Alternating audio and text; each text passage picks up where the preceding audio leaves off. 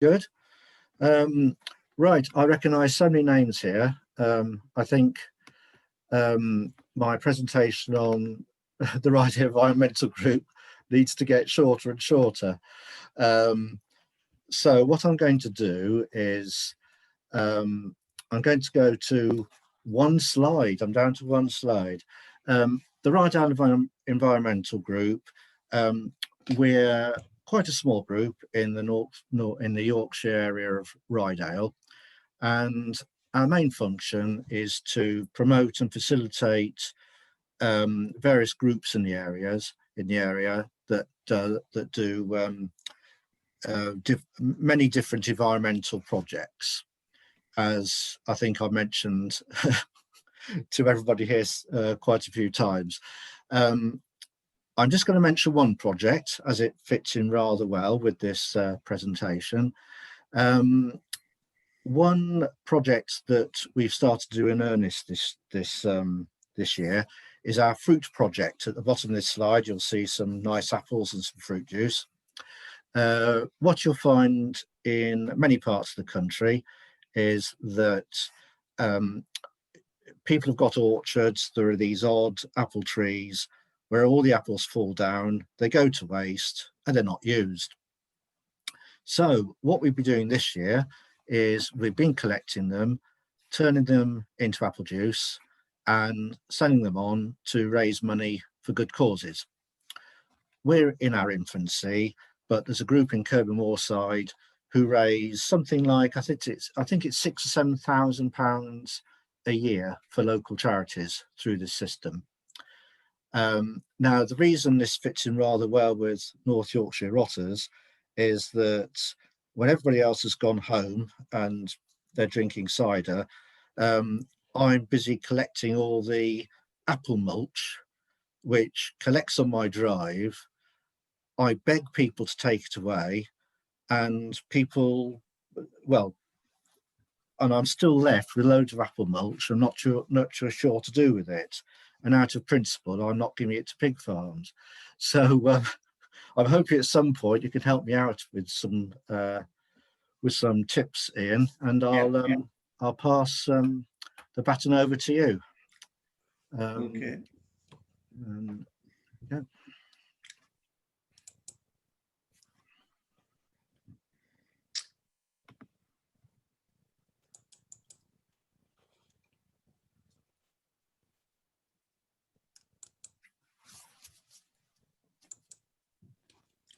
Well, good evening, everyone. My name's Ian Clare. I'm from the North Yorkshire Rotters, and I'm a volunteer with them. The North Yorkshire Rotters was formed about 12 years ago to try and help the area reduce the amount of waste which was being thrown away and being collected by the Environment Department, and a lot of it was being dumped into landfill. Each area in the country, in England and Scotland, has their own system of disposing of waste, unlike countries like Germany and Switzerland, where they only have one system. So we in North Yorkshire have been very much doing our own thing, and we'll be going through some of those differences during this presentation. I've been with the Rotters about 10 years. During that time, I've enjoyed talking to school children. We go into schools and give lessons. We go to markets and various other events to give advice, and we have lots of goodies normally to give away to help people save food and compost. There are other areas of campaigns going on, which we'll go through in these slides. As each slide comes along, as Paul has said, it may jog your memory and you may want to ask a question about the slide or give me your experience of the particular item on the slide. You'll see a lot of facts and figures as we're going through this, and they are the average person in this country When I've been going to some of the WI events, some of them get quite affronted by, well, I never do that, I never do this. But obviously some people are doing this. So without further ado, we'll make a start.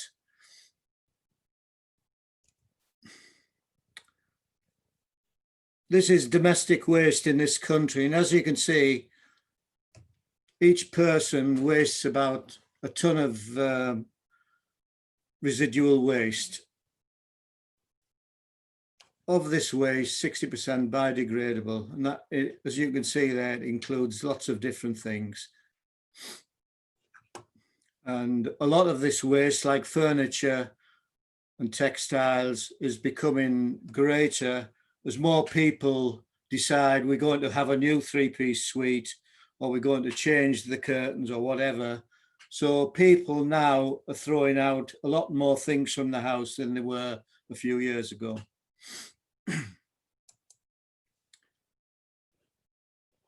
There was a study done quite a while ago now, but it gives a breakdown of the type of waste, domestic waste, that is being thrown away, starting with paper and card. And as you can see there, it's going down to WEEE, which is waste electrical equipment.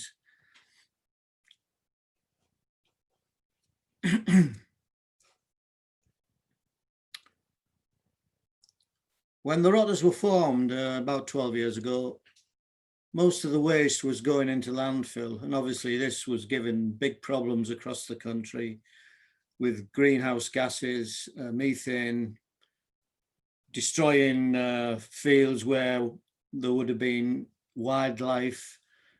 And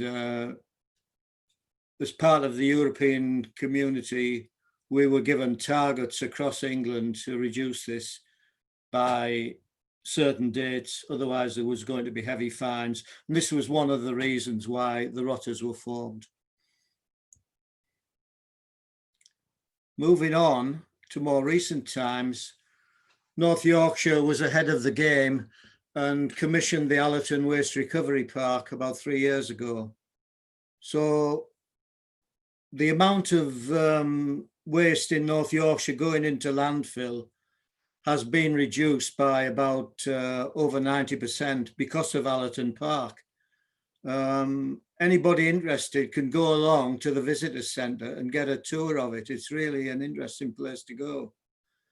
Now, what happens there is the Harrogate waste, each lorry that collects waste goes directly in. Other parts of the county the lorries go to a collection station, and then the great big trucks then put all the waste in and go to Allerton Park. What they do there, they segregate the waste, and there's teams of people working all day. They segregate food waste, they segregate electrical goods, they segregate wood, things that can burn easily, and all the food waste goes through a digester, and that produces power for the grid. And the waste which can't be recycled, because any plastic that can be recycled is taken out and sent to the recycling companies. The waste that can't be recycled is then going through a furnace and generating more electricity. So overall, the amount of electricity generated is enough to supply electricity to 40,000 homes every day. At the end of it, the waste that is left, which is ash, is formed into blocks and is used for building roads, new roads.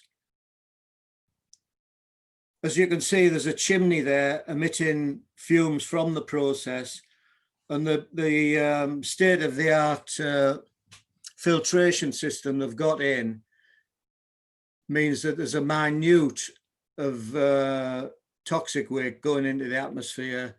Apparently, how they calculated this, they said the amount of toxic waste is equivalent to somebody going up to Loch Ness and dropping a sugar cube in the loch. So there's very little waste there. Now, each evening after the work has been finished, the whole place is cleaned out and put ready for the next day. Nevertheless, because of the amount of waste in each home, it would still be better to try and reduce the waste rather than send it there. If that happened, these sort of sites can then take more waste from other parts of the country. Already Allerton Park is taking waste from the whole of Yorkshire, and I think they're looking at places like Durham, etc. So we're now going to look at how we can reduce the amount of biodegradable waste. And what we're going to go through fairly quickly is the Love Food Hate Waste campaign, which is looking at each individual's domestic waste and how we can improve on that, and at the same time save money, as well as improving the environment. And we'll then move on to composting. There are other issues involved, of course, with plastics going into the oceans. And more recently, I think it was last week, they were discovering that baby feeders made from polypropylene, when you mix the feed, the milk for the babies, plastic is coming out of the polypropylene into the bottle. They're not sure whether this is harming babies, but we're finding these things out all the time about plastic. And obviously in the fish we eat and the seafood, again, studies have been done where minute fragments of plastic are coming into the ocean. There was another report out last week regarding river pollution, and they were saying that all of the rivers now in England are polluted, and it's getting worse. Obviously, with the intensive farming and the use of chemical fertilizers, if we're not careful, there is great soil degradation. The soil is not alive again, and this is of great concern. As well as peat erosions in the areas where peat is supporting wildlife as well. Other campaigns are taking place. One is called Love My Clothes, and over the last 20 years, as clothes have got cheaper, a lot of younger people are buying more clothes from the cheaper shops. And very often they'll only wear them once and then decide to throw them away. The fashions may have changed, or they don't want to be seen in the same clothes twice. So that is another area where they're encouraging people to buy better quality clothes that will last longer. And that's another, you can go onto that website and see what's happening there. For a few years, there's been a campaign to try and get real nappies back in use. And a lot of people would find that very difficult with the lifestyle and everything else. But nevertheless, I think that campaign has achieved some results, because the way the artificial nappies are constructed, the time for it to break down in landfill is well over 100 years. Junk mail is another area where there are campaigns, and you can try and reduce your amount of junk mail through the post office, and there's other sites where you can do that. One of the more recent organizations to come around was the zero waste shops. Here they're trying to encourage people to reduce the use of plastic bags and containers. There's one shop in Northallerton called Earth Unwrapped, where you can take your own containers in, and they will fill them up for you for various types of food and flour and whatever the items are you want to buy from them. And that is having some effect. The lady who runs that shop is going into the butchers in Northallerton and say, have you any objection if people come in with their containers so you don't have to wrap it up in plastic and take the meat away? And the butcher's saying, yeah, I'm fine with that. So that is taking effect, trying to reduce the amount of plastic.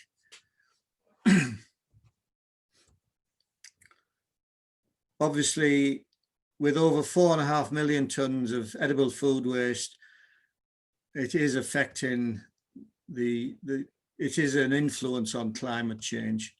So the more we can reduce that, the better.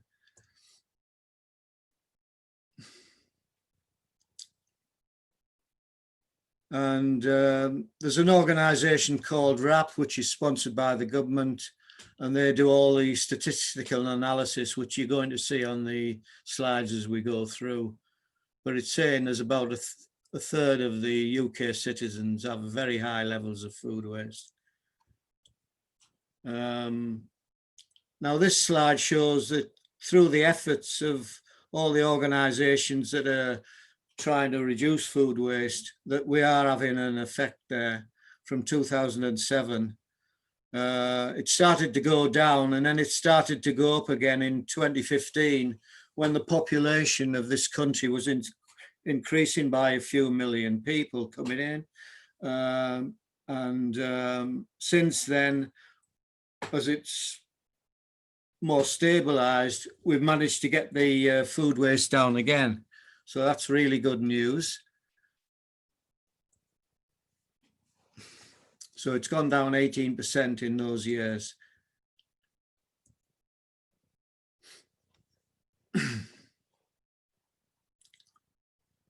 And the targets are being set now to try and reduce it further.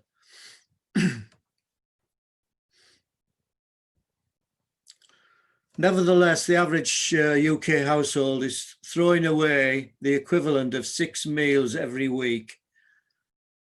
And it would take the area the size of Wales to grow all that food we're throwing away in this country.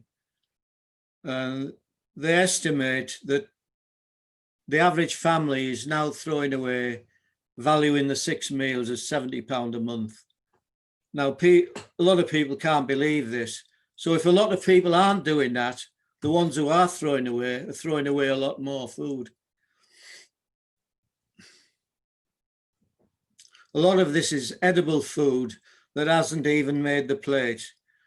So people are throwing things away that they don't need to, maybe because they don't understand the date system in this country, or for other reasons, they've forgotten about it and left it at the bottom of the freezer or what have you.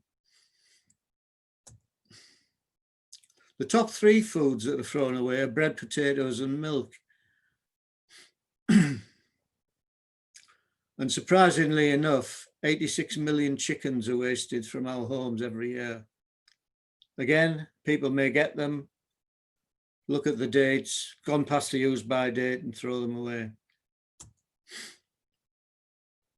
That's just an illustration of how much food is thrown away. And when we go to schools, this is a good way of getting the children on board. So the 5 things that we can do through the Love Food Hate Waste campaign to try and reduce food waste. The first one is to look at date labels. There are a large number of labels. There's use by date, best by, sell by, and so on and so forth. The important one to remember is the use by date, especially for fresh meat and perishable things. So if it's gone past the use by date for chicken and things like that, they're not safe to eat. For best by and the other dates, they are supermarket dates. So they're still edible. And if we go back into the past when we didn't have all these dates to worry about, people would look at the food, check it hadn't gone green or it didn't smell, and then they decide to eat it. And that's what a lot of people still do. Now, the government have been looking at changing the date system, but they still haven't got round to doing it with everything else that's been going on over the last few years. But other countries don't have such a complicated system. The second thing is to plan meals. Check your cupboards, make a list before you go to the shops and stick to it. A lot of people go and buy things that they've already got. So that's another useful tip.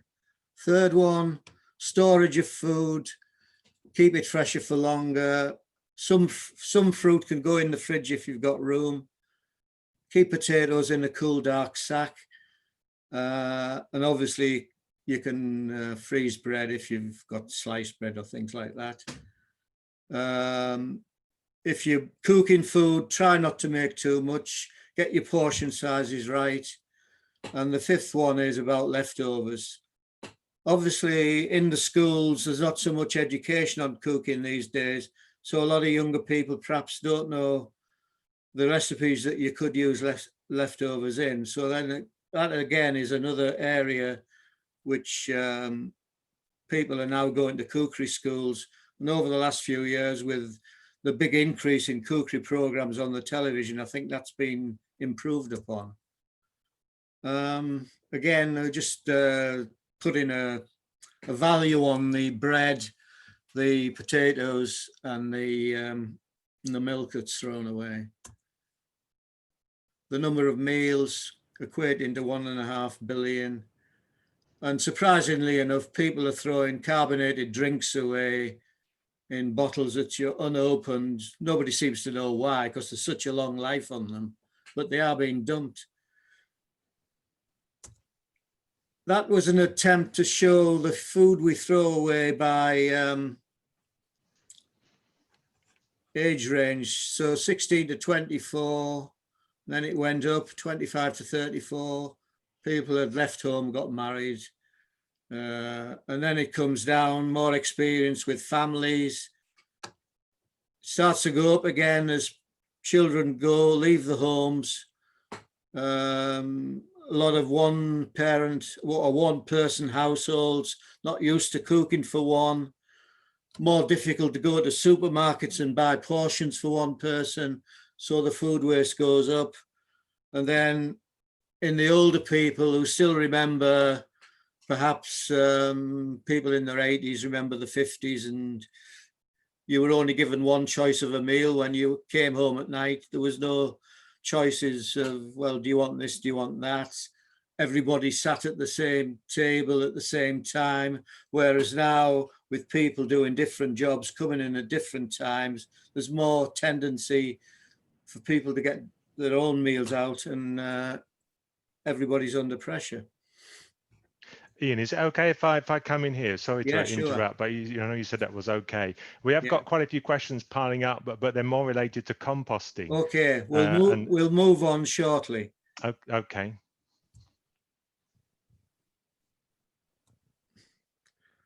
This is just emphasising that lorries are driving around picking waste up and taking it somewhere else to get destroyed. So it pays to plan, perfect portions, know your dates, lovely leftovers. And if you've got a pumpkin, there's a recipe there which you can find. And if you go on the Luft Food Hate Waste site and you're stuck for a recipe, just key the item into the site and it'll come up with a recipe straight away. So it's a really useful site. Okay. Composting. 30% of biodegradable waste can be easily composted at home.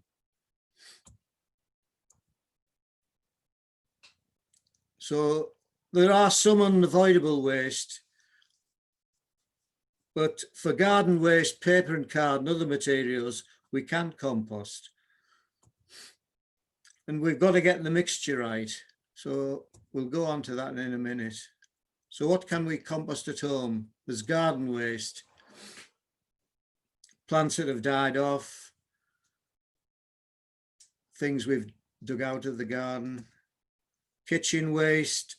Now, unless you've got a special composter, you wouldn't put cooked food in your normal cold composting because it would attract vermin. But there are compost bins which are totally sealed where you can put cooked food in. Pet waste, what we're talking about there is non-carnivorous animals like rabbits, hamsters and guinea pigs. You can put their bedding into a compost bin. It's good for it. But you wouldn't put dog waste or cat waste into a composter. Paper and cards. You need to have a good mixture of roughage in your compost. We'll go on to it in the next couple of slides. There's other household waste we can put in, and again, we'll show that as well. So we class these as greens and browns. So the greens are the nitrogen-rich parts going into the compost, which provide the fuel and the bacteria to break the compost down. And the browns are the carbon-rich, the dry, the fibrous, give it the body, the aeration and the drainage to the composter. So for greens, we can put grass cuttings in, but a word of warning, don't put just grass cuttings in because you'll end up with a slimy mess. But a relatively small amount of grass cuttings is good for a compost heap. Fruit and vegetable peelings, again, that's great. Tea bags, unfortunately, most of them have some plastic in them. There's some that don't, more expensive ones, which will biodegrade. But a lot of people who are keen composters tear open the bags and put the tea leaves in. Coffee grounds, cut flowers. Most cut flowers are okay. Some of the ones you may buy, say, from a petrol station, may have been sprayed with chemicals. So you wouldn't want to put those in to make them last longer. Nettles and comfrey good for composting. And any waste from beer and wine making. Spent bedding plants. Moving on to the browns. Egg boxes, the cardboard ones, scrunch them up.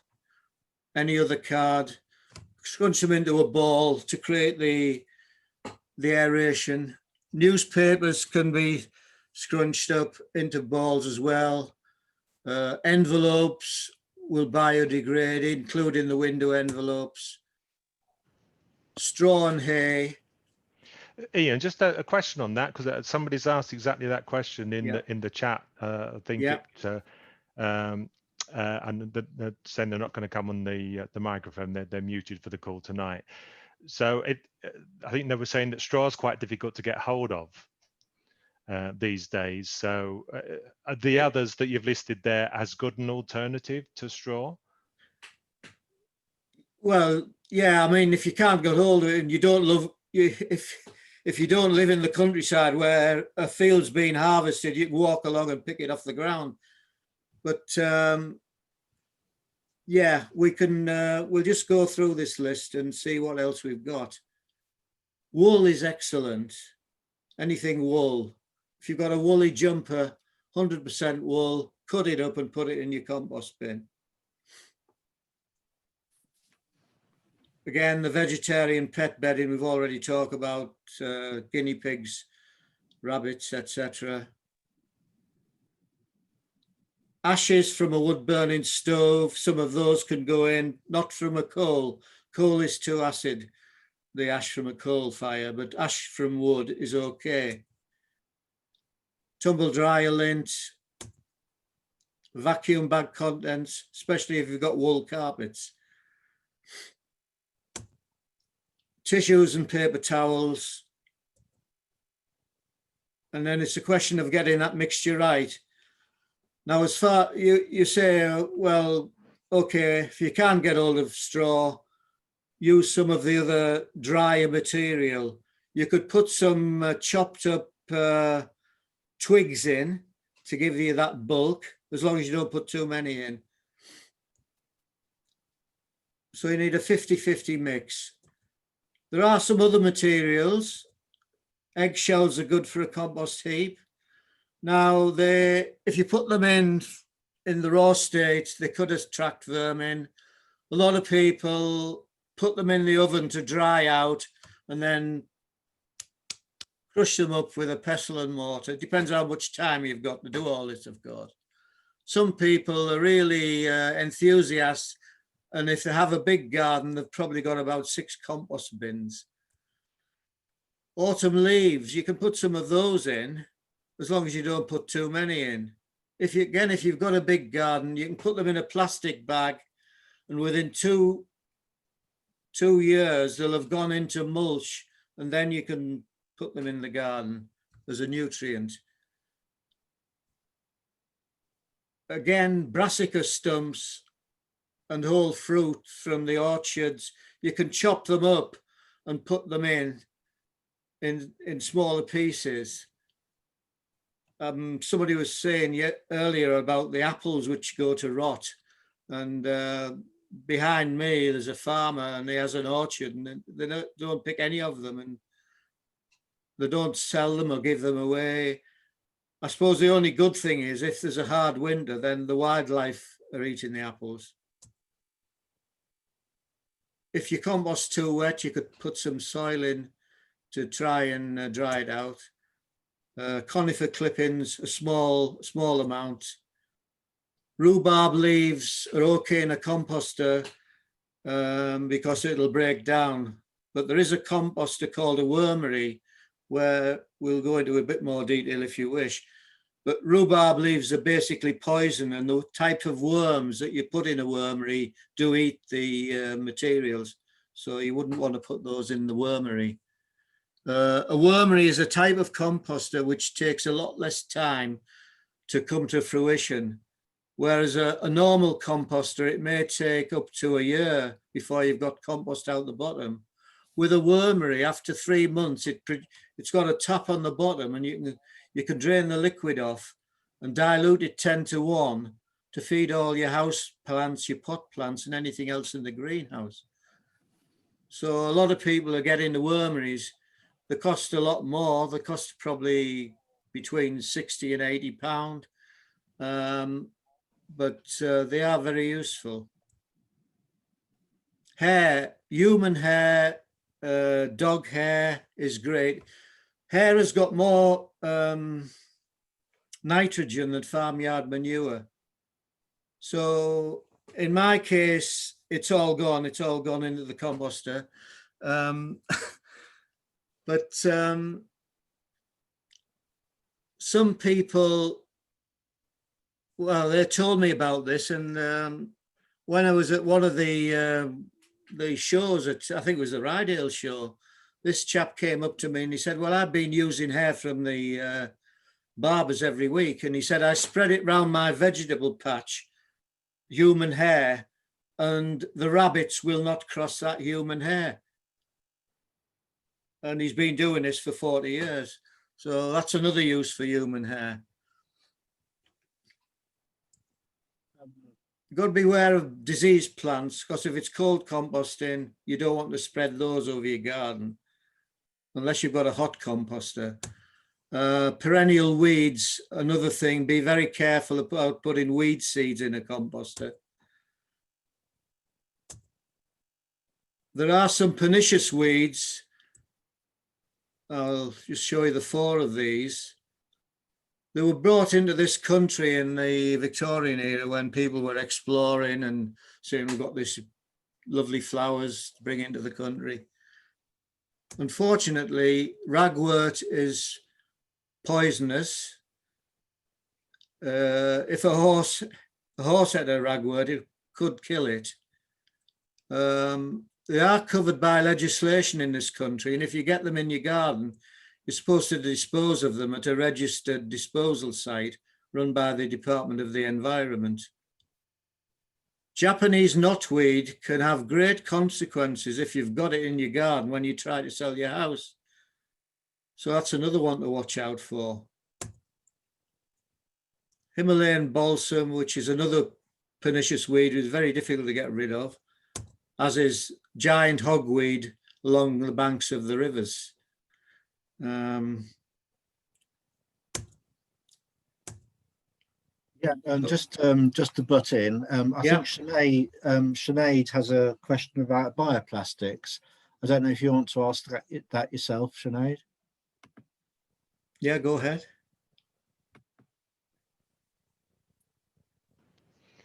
If not, maybe we can put it to Ian on Sinead's behalf. Yeah, no, there we are. We've got her. Aye.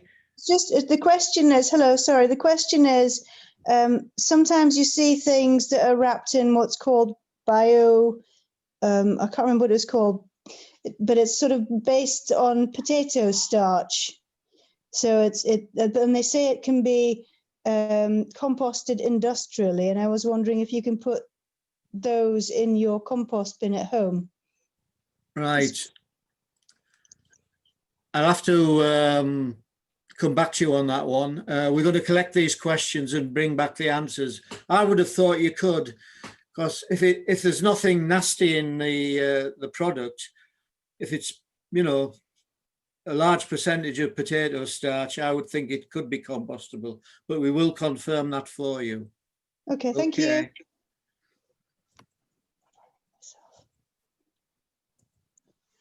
So those are the 4 things you need to get good compost going. And obviously time. Ideally, if you've got a plastic compost bin, it needs to be in a sunny place where it gets some heat on it. If you stick it behind a shed, which doesn't get air, produce compost in the bin.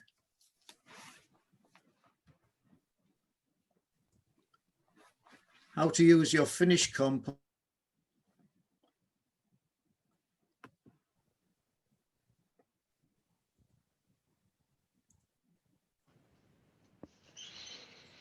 Ian, I think we're having a bit of a problem with your broadband. Are you? No, you're back now. I think. Yeah. Not carry on. We just lost you for a bit. Carry on. Okay. Yeah. It's really good for tubs and pots with about, say, 1/3 of compost and 2/3 of soil. Raised beds, again, the same sort of proportion. Obviously, if you've got a really poor lawn, if you can get the thin and sieve the compost, if you've got a fine compost, sieve it over the lawn. And any new flower beds or new trees that you've planted, it's really great around the trees. Ian, could we stop there again? Mindful of Yep. the time, we've got about 5 minutes left. Can I just check in with Peter here, just to make sure we get any Yep. remaining questions Yeah, there sure. before people start to drift onwards? But Peter, what do you think? Have we got some there we haven't answered yet? Well, I've got some, but I'd rather others were answered, if you know what I mean. So if people could wave if they want to ask something now, that would be very helpful. Yeah, put your hand raised up or put something in chat. Maybe while they're doing that, Peter, if you want to go with one of yours, and then let's see what else we get from chat. Yeah, if I look at my garden, for instance, and I look at the sort of food waste I produce, I could produce far too much compost that my garden could probably cope with. And I just wondered if he was aware of any. Do people have community compost share schemes that you're aware of? Yeah, I think there are some of the villages get together and do it. We can find out if we can get an example and get you in touch with how they've set it up. That'd be very helpful. Thank you. Yeah. If you can add that to the questions. Yeah. We'll come back on that one. I have heard of it working well. Yeah, great. I think Michael Tanner has a question, actually. Michael. Can you unmute? We can, or if it's just as easy, we can put a question to you, Ian. Oh, no, I think he's with us, Michael. Michael? Yeah. We've got a small field, and we're trying to build up the fertility of the land. with Yeah. a big muck heap for which we have horses in. Yeah. But people have said that it's best to aerate the heap with pipes to let air below and so on. And I wondered if you had any comments on this, or? Yeah, I mean, if you've got a field or something like that, you can make your own heap composter. I made one out of old floorboards, and I had a compartment, and I could lift the front off and dig into it to create the air. But yeah, if you put in pipes in, that'll give the aeration into the heap, especially if you put in a lot of dung into there as part of the feed. So would it be best to use sort of drainage pipes with pre-drilled holes, or? Yeah, as long as you're not putting too many in, it'll create the air within it. But if you put in a lot of the browns in, it's also creating those air pockets. Okay. So it depends how big the heap is, and if you're doing it on an industrial size, I don't think a few pipes like that would do any harm. Okay. Yeah. Okay, that's great. Thanks. There was a quick question in about eggshells. Problems with eggshells not breaking down is. Yeah, well, what people do, they get a pestle and mortar after they've had them in the oven and just break them down into very tiny pieces. Okay, so and that's then better than... you won't see them. But it's really good for the heap, the calcium in the eggshells. Okay. We've got a question from Amanda Nimmo. If she can unmute herself, it's just come through on chat. Yeah. Hi, Amanda. Hi. Yeah, I've literally just bought this big plastic compost bin, but it doesn't have a base. And the garden centre that said that that's quite normal. It shouldn't have a base. No. Well, so what do I put it on? And what it feels really weird because the base of it is quite large. I don't know how to start it off. I'm a bit unsure what to do. Well, you need somewhere in your garden where you can put it on the soil, right? Okay. Now, if you haven't got a garden big enough, you would have to put a plastic base underneath it. But the advantage of having it on the garden is you'll get worms coming in to break the compost down. You'll get insects coming in and things like that, which will speed up the process. So great. You've got a big bin. You put the feed into the top of the composter and it drops down.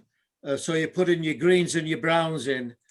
And as it builds up, ideally, you can get something called a compost aerator to stir it up.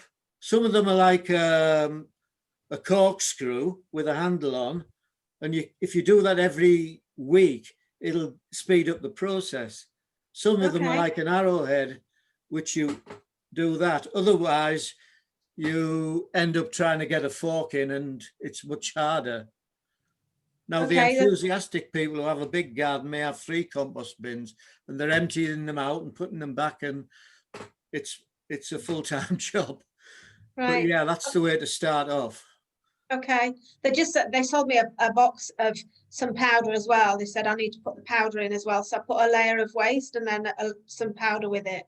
Well, if you've got the mixture right, you shouldn't need to buy powder. Because all that is nitrogen and things like that to try and break it down. So the old, I can't remember the name of it, Garotta or whatever it is, you don't need to buy. But what I was going to come along here was that there are various things which can stop the heap working, or the people are concerned that they've got those sorts of things in the heap. So there are ways around that. Well, I don't know whether we've got time now, or do you want to? I can carry on with this talk. Or do you want to add some more questions? I think Paul has some of his own questions. Yeah. And I think he probably deserves a treat as He does, yeah. I got to think of one actually, which is about the aeration. But then, is there a time where you should stop aerating it, Ian? Just let it settle? Well, it depends. Normally, they recommend you give it a stir every week because you put in new stuff in all the time. Whereas the stuff that's been in there a couple of months will have dropped down and will be breaking up naturally. So you won't be getting down to the bottom. Okay, right. So it's important that when you put in greens and browns in on the top that you do mix it up. So it's the mixing that's the key yeah. there. Yeah, okay. There's another question there from Mimi, I think, who's on mute this evening, but she's saying she started a compost heap in March. How soon can it be used? Is there a kind of typical answer to that? Or it very much depends on what the weather's been like and where you've got your compost bin, what you've been putting in, and how you've been looking after it. So I don't know whether, is it Mimi, how often do you look at the compost? So if you're not able to unmute Mimi, and maybe answer that in chat, and we can come back to it later on. If it's too dry, you've got to take action. If it's too wet, you've got to take action rather than leave it. And that's what I would be going through next. She looks every day, apparently. Sorry? She looks every day. Yeah, and has she done anything to it? Has it been okay, or is it too wet or too dry? She might answer that in chat and we'll get back to you. Okay, yeah. Very much depends on what it looks like. But normally if you put in new things on, you stir them up, and then if you've got the compost bin with a hatch down the bottom, after 6 months you would look at the bottom to see if there's any compost formed there. If it hasn't, and it hasn't broken down where you can crumble it up, then it may take another 3 months or another 6 months, depending on the things we've talked about, and especially the weather. And you'd expect normally, though, if it's a good mixture and been fairly warm and it's not too wet, not too dry, then 6 months, not a year, anyways. 9 months you would normally, depending on the size of the heap. Yeah. Bit of trial and error there, probably. Yeah, it's a learning experience, and I mean, you talk to some people who say, well, I don't do anything with it and it comes out the bottom. Well, they're very lucky. Any more questions? Any more? Otherwise, I can carry on if you wish. Yeah, carry on, please, Ian. Yeah, that's great. Okay. If it's got very slimy and smelly, then we haven't got the mix right. So we've got to introduce more oxygen, mix in the bulky items. So we put in some of the cardboard scrunched up, pockets of air, and you could put some dry soil in as well if it's really bad, to help it dry out, and then stir it up. If you've got ants in the bin, they're part of a natural process, but it could be an indicator your bin is too dry. So you could add some cold water, coffee dregs. Some of the old gardeners, after they'd been down the pub, would go and have a wee in the bin.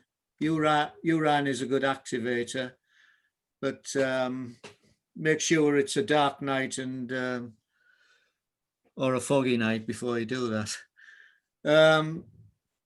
So a long-term fix is add more nitrogen-rich items into the bin to get it a bit more moist, to discourage a lot of ants nesting there. Again, fruit flies, they're harmless, but you don't want a lot of flies flying around and may come into the house or whatever. So keep a piece of carpet if you've got an open compost heap or a compost heap you've made yourself. Then that will stop the eggs hatching and the flies will disappear. Rats can be a bit problem, and some people do stop altogether because they've seen rats around. What you can do, which I'll go through briefly, it's very often trying to find somewhere to have a sleep, but keep cooked food out. Don't put any meat or fish or bones in. Because they can't be composted, bones can't be composted. Unless you've got one of these totally sealed bins, which is these are the names of the bins, and I'll show you some of them at the end of the presentation, but they are more expensive. If you've got a closed bin, cover the food scraps up. So, but if they get it in from the bottom, you can put chicken wire underneath to prevent them coming in through the soil. Some very sturdy wire, and put bricks around the bottom of the bin to stop them getting in. Keep turning the compost regularly, because they don't like being disturbed, because they could be looking to make a nest. Obviously, we need patience. Can take 9 to 12 months.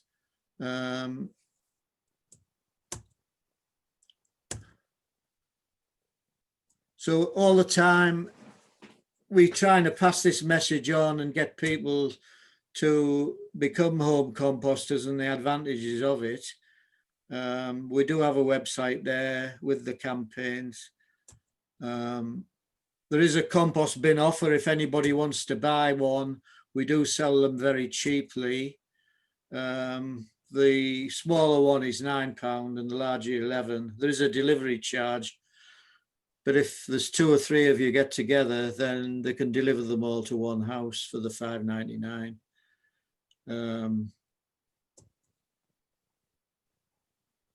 So you go on to getcomposting.com to order them. There are other items on that site where you can buy some of these other bins. That one, you put the compost material in there and then it just spreads out. So if you were putting that in the sort of middle of a vegetable patch, it would spread out the goodness to give you your vegetables a good chance of growing healthy. That's the one we normally sell with the hatch in. There's two types. That's called a green Joanna. That's about 90 to £100, a Swedish invention. It's totally sealed, and you can put cooked food and everything in there. That one you can turn over, but it does get very heavy, or it can do. Ideally, if you make your own, the compost becomes very hotter and it'll break down quicker than one of these. That's called cold composting. So if you get this right, it can really start steaming in the summer and it'll break down a lot faster. And obviously, to the gentleman who's got the field and you're building a bigger one of these, then it should break down faster. People very often keep a caddy in the kitchen for their raw materials, where they've got peelings and things, and then once that's full, they'll put it in the compost bin. The North Yorkshire Otters, we're always looking for volunteers if anybody's interested. Obviously, we've been stuck in the house since March, but if we get going next year, we will be looking for more volunteers. You be given full training and you get full expenses to travel to the shows. You get free of charge into the shows. You will have time to look around the Great Yorkshire Show or the Ryedale Show, and you join in with the team in promoting what we're doing. That was at the Flower Show last year. We have a wormery there with the tap on the bottom. We go to the schools and give them lessons across North Yorkshire. There is a little bin called a bokashi bin, which is a Japanese invention. And if you want, you've only got a small garden and you don't want a big bin, you can buy 2 of these on the sites for about, I think it's £25. And it comes with a box of bran, which you sprinkle every time you put material in. You can actually put bones in these and it'll break them down as well.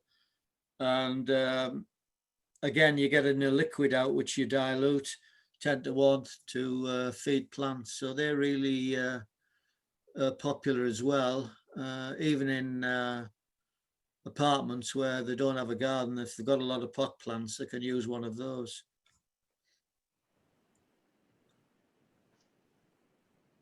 We only go into primary schools.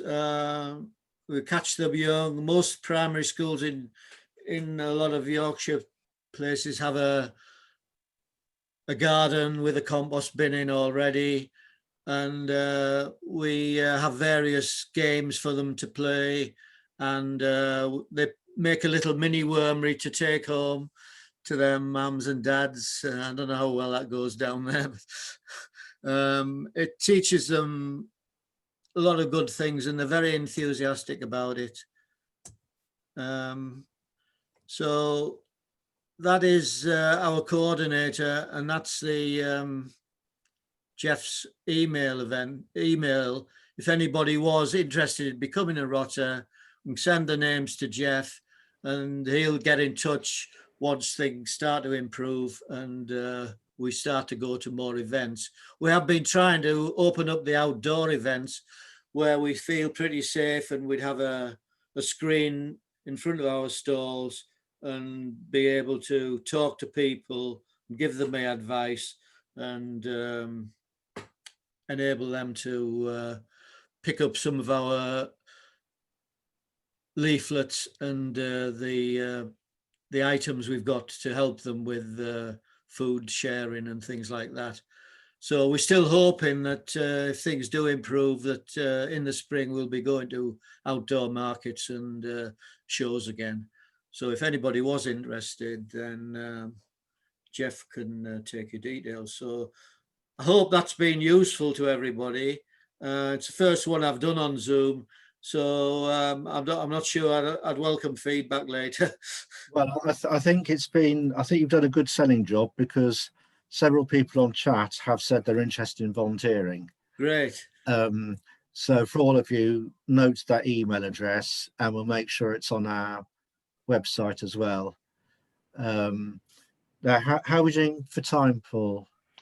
We're about there. It's 9 o'clock, so I guess we better call it a day there. Right, we'll call it a day. The only thing I would say is that Bob Watmore has come out with a lot of top tips on chat, and it'd be a pity if they were lost. Is there some way we can record these? We can certainly record them, but so can everybody. So if you just click the 3 dots in the chat box, you can save them to your computer. Yeah, so help yourself, but we'll save them as well, and maybe put them on our website as well. So good.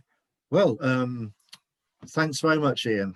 No, you're welcome. It's been a good experience. To takes a bit of getting used to, but we'll look at what the best way to perhaps modify the slides and yeah, that's great. See how we can move on from there.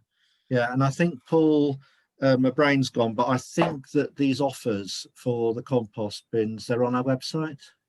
I put a link in the chat there as well, but yeah, there's a link on our website to that as well. So it's a North Yorkshire County Council based one, so you should be able to find it easily on the net. Yeah. Great. Right. Well, thanks all very much for listening, and thanks especially to Ian. And enjoy the rest of the evening. Okay, thank you very much. So thank you very much. Cheers. Cheers. Bye. Thanks, everyone. Bye.